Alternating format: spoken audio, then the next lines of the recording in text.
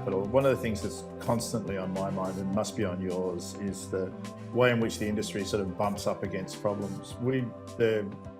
At CoreData, every quarter we run a trust survey of the Australian population to figure out what the trust is in Australian financial planners.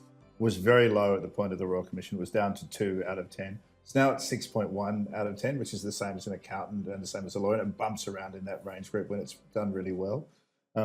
We've recently had yet another scandal. This wasn't, as far as I can tell, a systemic failure, but a series of bad actors trying to exploit the system. How do we separate the industry from people who are bad actors? Because there's nothing you can do about people who first set out to deceive.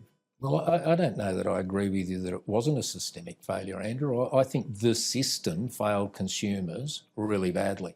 And, ASIC, I don't need to go over who the different parties were. ASIC's highlighted where they think the problems were, and the problems were definitely systemic.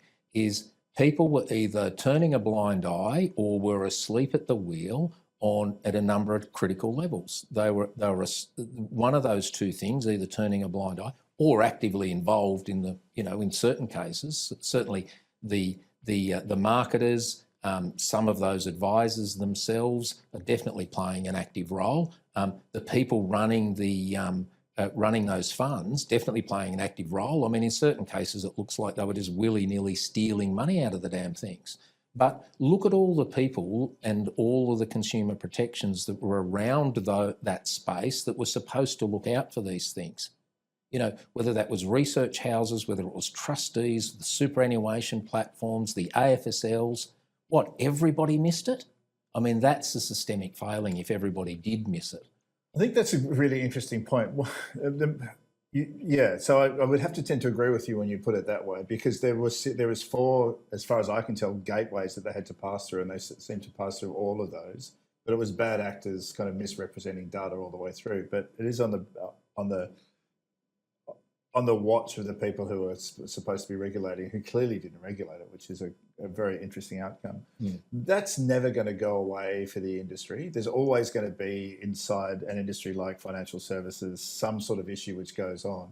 As it's true of every other industry, as it's true of doctors and dentists and lawyers and accountants, there's always going to be an issue to face.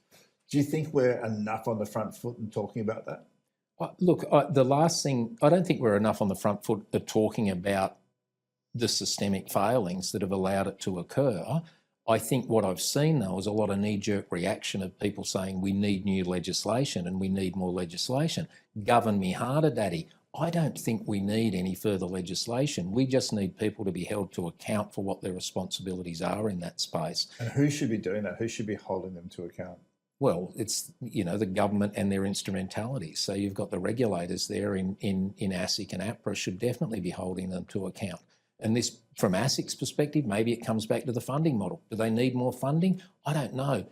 As an advisor and as an advice network operator, I'd rather be giving them funding for proper supervision rather than us and our advisors having to pick up the pieces through the compensation scheme of last resort.